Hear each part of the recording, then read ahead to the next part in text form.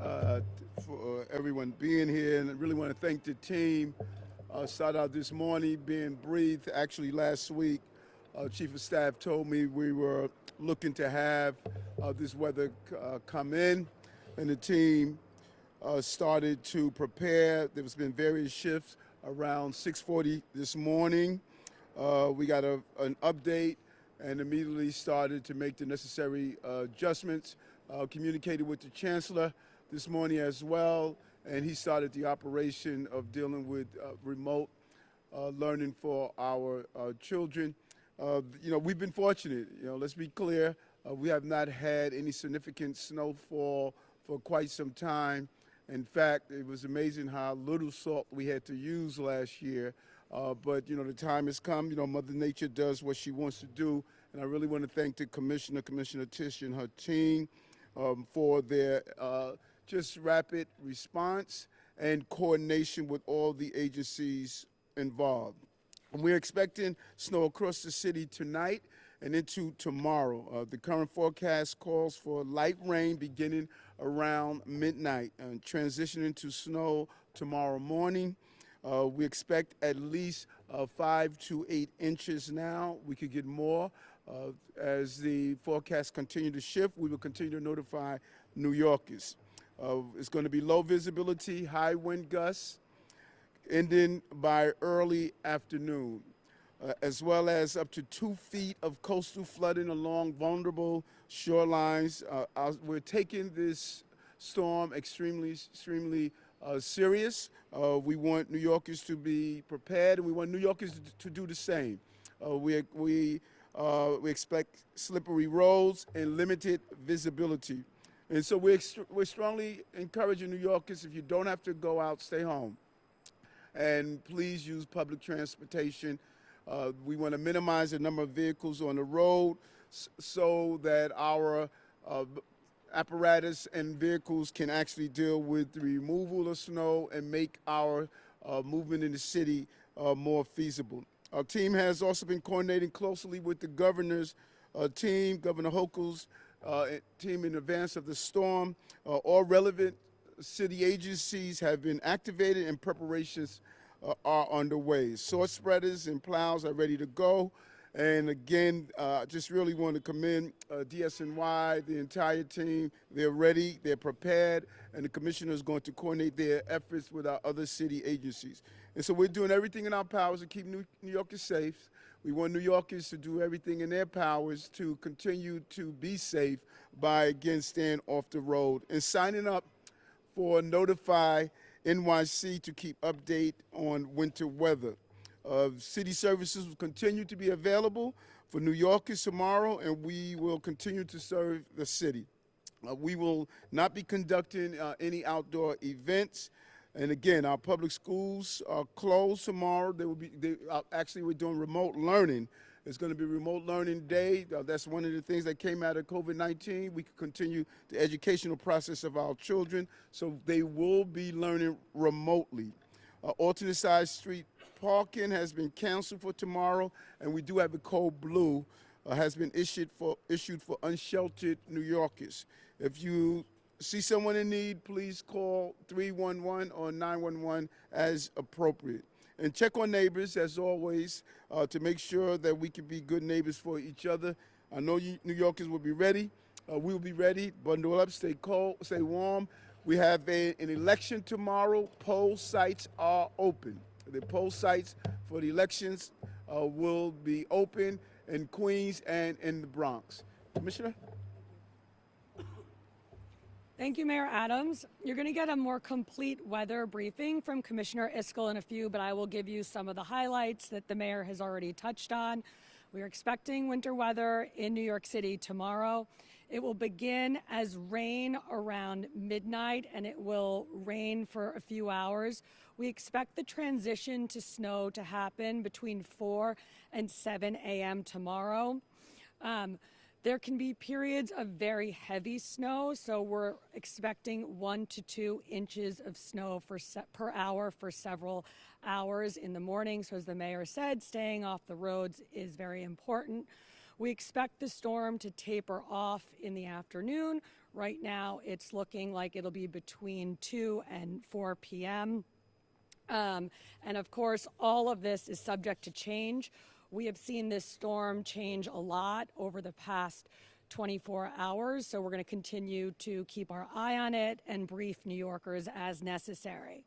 So beginning on our midnight shift tonight, thousands of New York City sanitation workers will be putting salt on every street, every highway, every bike lane in the city, and we will be prepared to plow every street, every highway, and every bike lane as soon as accumulations hit 2 inches or more. The operation will continue until all streets are clear, which will likely be hours after the last flakes fall. We have a huge fleet of snow fighting equipment at our disposal, over 700 salt spreaders and over 2,000 plows. Gone are the days of primary, secondary, and tertiary streets for salt spreading and plowing purposes. Now every street in the city is on a route, and every route can be dispatched at the same time. This is what the mayor has referred to as plowing equity in New York City. A reminder to New Yorkers that a plowed street does not immediately show blacktop, so please be patient as our plows come through and let them do their thing. Once plowing operations cease, we will turn our attention to clearing pedestrian infrastructure like crosswalks and curb cuts. Now, we have a number of things working in our favor this year in New York City. First, we have the highest uniform headcount of sanitation workers that this department has seen in over 2 decades. We have also made substantial investments in our fleet, including our snow fighting vehicles. We've spent about $500 million over the past year on the upgrades to our fleet. And we also have new GPS technology. It's called Blade Runner 2.0 that allows us to surgically manage our salt spreading and our plowing operations. So our supervisors in the field from their smartphones and us at headquarters, we can see every street in the city, what has been plowed, what has been salted, what we may have missed, and then we can direct resources accordingly. To aid our operations tomorrow, we are asking New Yorkers to stay off the roads. Our salt spreaders and our plows can cover a whole lot more ground a lot faster if there are not other vehicles in their way. To that end, we have canceled alternate side parking for tomorrow, although meters remain in effect. An important reminder to property owners. Well, we got the streets, we got the highways, and we've got the bike lanes. Property owners are responsible for clearing snow and ice from the sidewalks. We saw in the last 2 snow events in New York City that the streets were very clear, but the sidewalks were pretty treacherous. We don't like to enforce these. We don't like to issue summonses and do enforcement, but we are prepared to enforce these very basic safety rules in New York City tomorrow to make sure that our sidewalks are clear and are passable. I am now going to turn it over to our Commissioner of Emergency Management, Zach Iscol. Thanks so much, Commissioner Tisch, Mr. Mayor. Always wonderful to be here with you guys. And just to start, a heartfelt thank you to all of our incredible crews who will be working tirelessly throughout tonight and the next few days to keep us safe.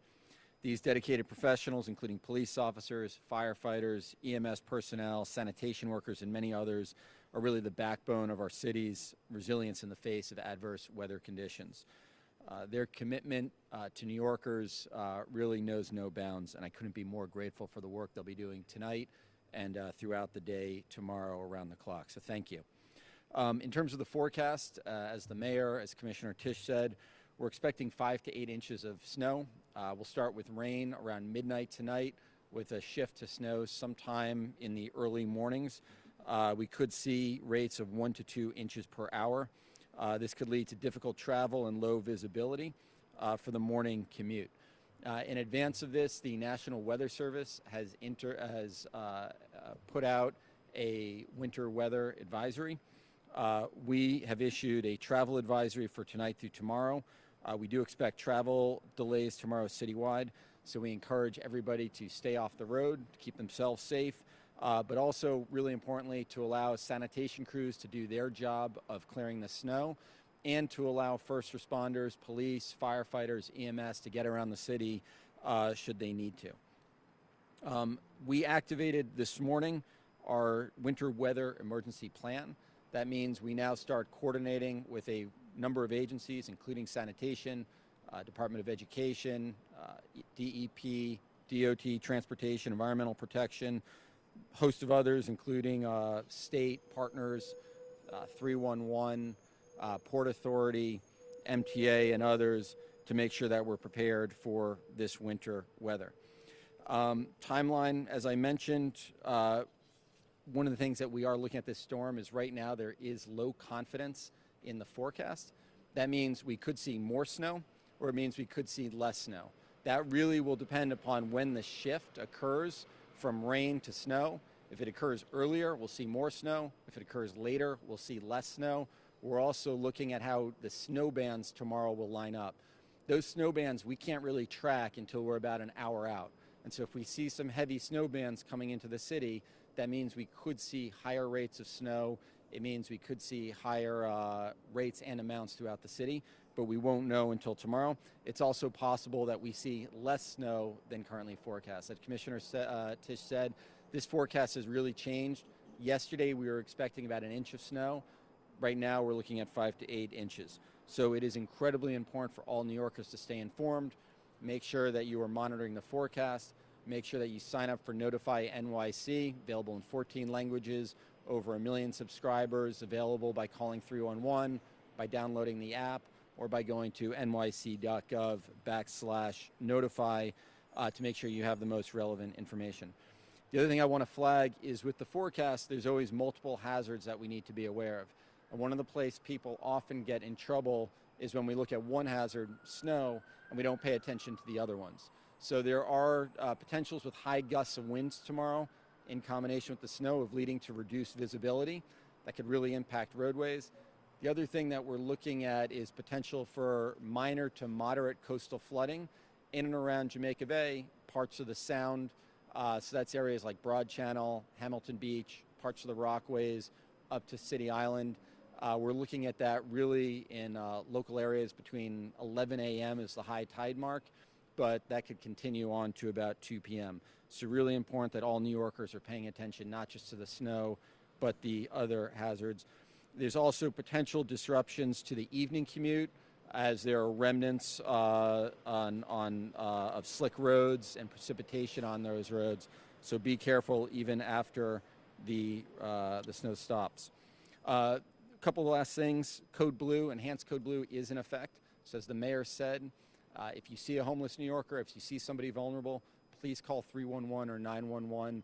We have teams that will be going out to try and get our most vulnerable off the streets. And then as the mayor said, tomorrow is also an election day. Always important for everybody to vote. We have 46 polling locations that will be open in the Bronx and Queens.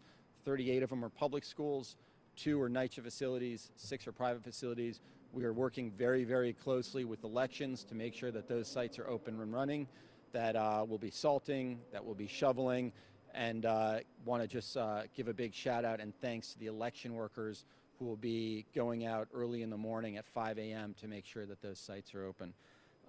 Finally, make sure you're monitoring the forecast, and again, we'll always be pitching Notify NYC. Thanks so much, and back over to you, Commissioner Tisch.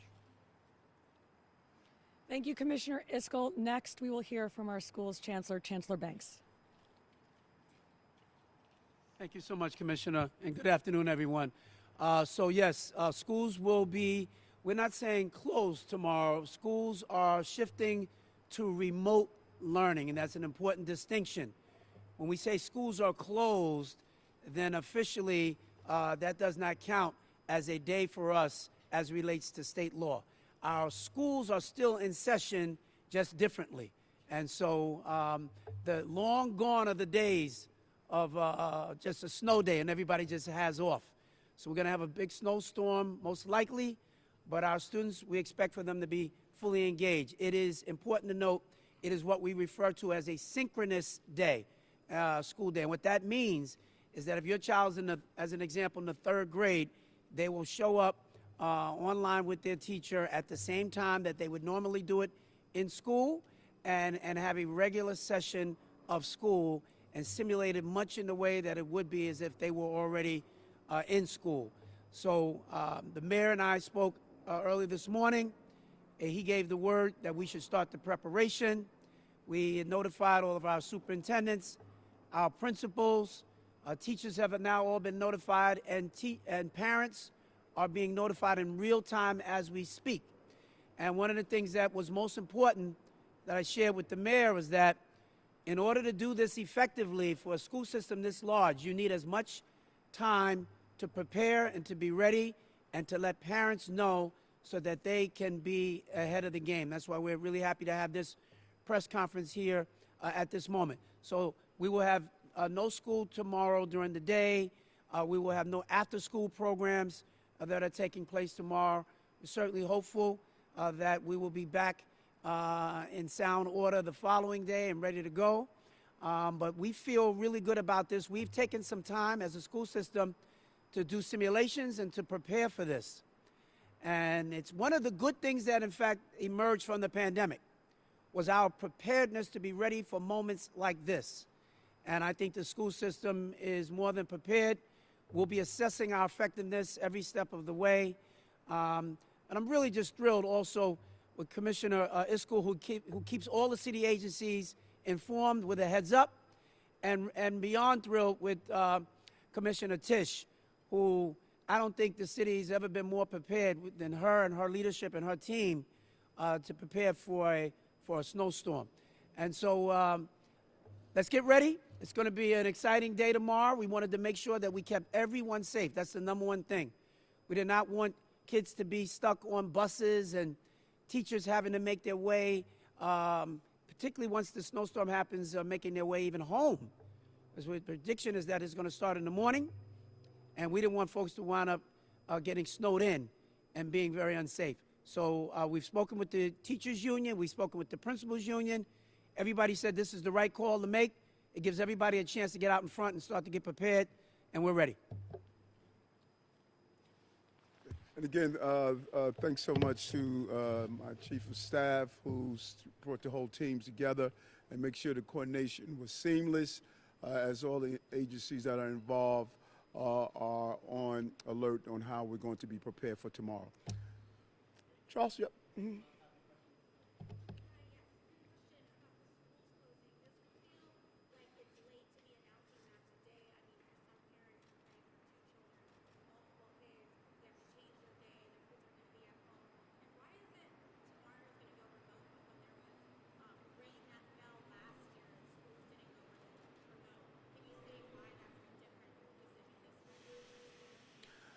Well, first, no, it's not late. As we stated, I think 6:40 was exact. 6:40, we got the update on what we were dealing with. And so immediately, we did not wait for the 12 noon press conference to notify parents, teachers, superintendents, principals. We spoke with the chancellor this morning and immediately shifted into gears. So we wanted to give the maximum amount of time so we can prepare. Mother Nature shifts. This is not our call, it's Mother Nature's call.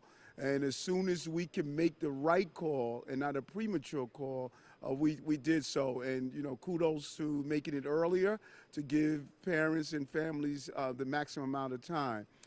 When it comes down to why we didn't close on a rain day in comparison to now, these are the calls we make. We sit down with the entire team and say we at a weather point where we need to close schools. We did not believe we were at that point when it was raining, just as we didn't believe back during COVID that we should close schools. We make the call based on the safety, preparation, and the ability to our children and families to get to the school, and we make the call the best way we can, and we did it the right way this time. Yes. Mm-hmm. Hold on one moment. Yep. Charles. Sorry, just one thing to add to that. I think one thing that also just needs to be brought up, and the mayor touched on this as well, is there's a big difference between forecasting for rain versus forecasting for snow. Snow generally, and I put a lot of emphasis on that word generally, you have a little bit more lead time in terms of the forecast. Rain is much more difficult to forecast than rain. But as the mayor said, you know, it's also different impacts in terms of the potential threats to kids. This one is something that was made incredibly early. Usually in the past, that decision to go remote or that decision to cancel school is usually made the morning of. And again, that's because of the constraints of the forecast. Mayor, why do the children of New York City today not get to experience what young Eric Adams experienced, which is just a snow day? Why can you not just say tomorrow is a snow day? Well, several different reasons. That's a great question. One of the most important aspects of it is that we came into the school year with our children falling behind. COVID took months, if not years, away from the education and the socialization of our children.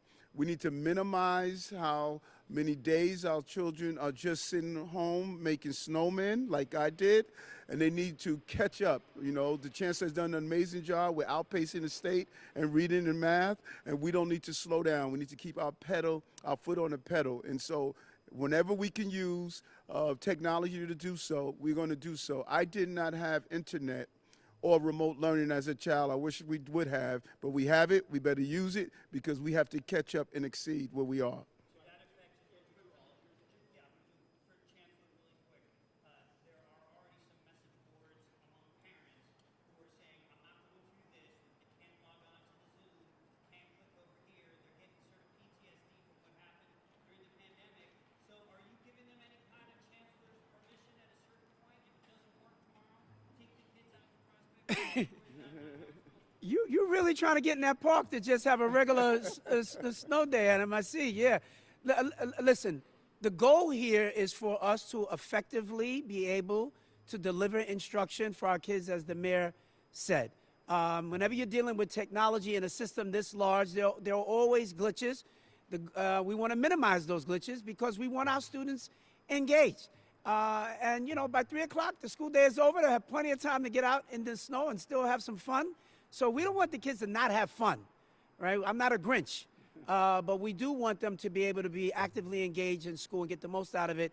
And the goal is to really make sure that we're getting it right. And when there are some glitches, we'll have help centers and whatnot to help get our parents through. Yeah, hold on. Cause I want to go back. I want to go back before Zach touch on this. Listen, snow days, my mother had to walk us to school with her arthritic knees.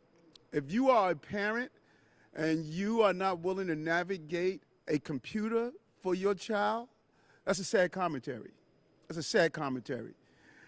Clicking on, figuring out how to navigate that, use it as a teaching moment on how to get it online and how to get it up, showing our children that difficulties come and we overcome that. That is what it's all about. So you can't tell me that mommy took me to school with her arthritic knees in a snow day and you are frustrated about lining on to a computer. That's not acceptable to me. Our children must learn. They fell behind. We need to catch up. That is what we need to be focusing on. Is that?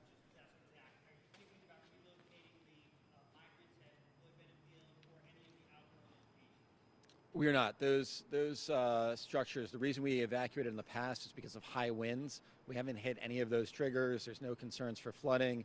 We have a snow removal plan in place. And as we said before, those structures are designed to handle inclement weather, right? So the rooftops are at a certain pitch that the snow comes off. They're also kept at a certain temperature that when snow hits it, it melts. Should we get really heavy snow, we have large rakes we can use to remove the snow from the tops of the tents. We have a snow removal plan to be able to remove snow from the grounds, but there's no need or no plans at this time to have to evacuate Floyd Bennett Field or any of the other tent facilities. How are you? Yes.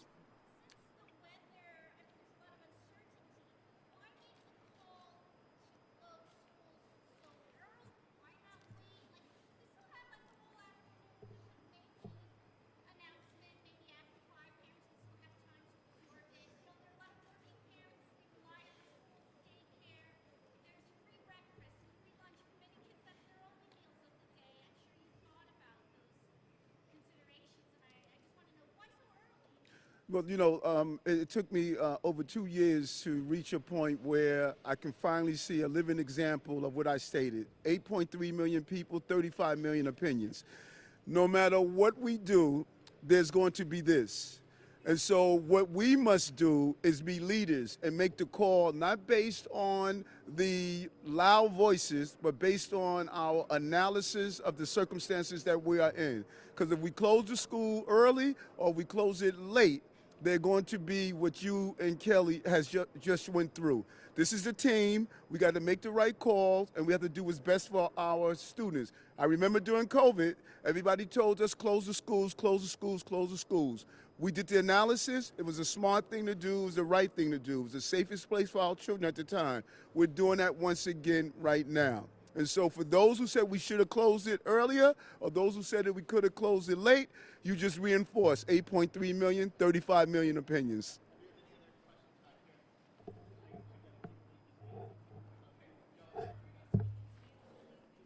Let me update the shooting. Okay, we had a shooting this afternoon, earlier in the day. It appears as though it's still under investigation. I can only give you the preliminary facts that the leadership executive team gave me. There was a dispute, a domestic dispute appears to be between two brothers. The police officers responded, and when they entered the residence, one of the subjects had a gun pointed towards the police. It's still been under investigation of what the gun was. They discharged a round, struck him in the stomach, and now they're getting a final analysis. It appears as though he's likely, or he may have gone DOA while we're here, but that's still an investigation. There was no injury to police officers, and one officer went to medical treatment based on what's normally the ringing in the ear that comes from after a discharge of that nature. But as we get more, we will update you and let you know more. Okay.